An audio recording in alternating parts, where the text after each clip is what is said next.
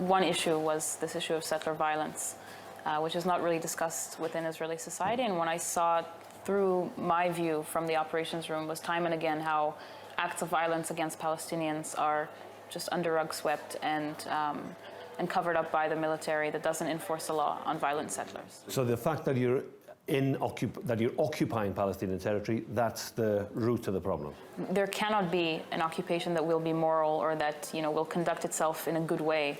It's the problem is inherent in the mission, and the mission is occupying people without them having rights and dignity, and without them choosing to be under this control. You've witnessed abuses then, or you've witnessed things you're unhappy with. Have you been a part of that yourself and that you reflected on afterwards? I've gotten orders and given orders to my own soldiers that I later regretted. I'll give you an example of something very systematic. There were a couple of times where my commanders gave us a box of flashbang grenades, and they just told us to start throwing them out of the driving car. When I asked why, they told us to make the Palestinians understand who owns this place. Did you feel that that the officers and the Israeli army were asking you to do something that you obviously felt really uncomfortable with, but you were not in a position to say no when you was in the army? I think that for the most cases I did feel comfortable with what I was doing, and that's because I was convinced that it was for the security of Israel.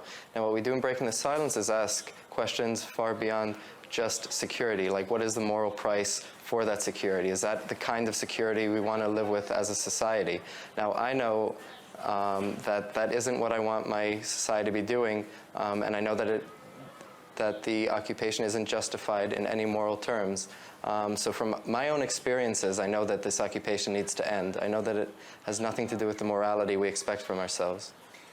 Finally, is that likely to happen, the occupation ends? Because from the outside at least, and when you listen to Palestinians, they feel that the politics and society in Israel is becoming more and more right-wing. Inevitably, it will end because, like all other, oppressive regimes and undemocratic regimes, they fail to sustain, be sustainable. And I think deeply, as long as Palestinians don't have security, we're not going to have security as well.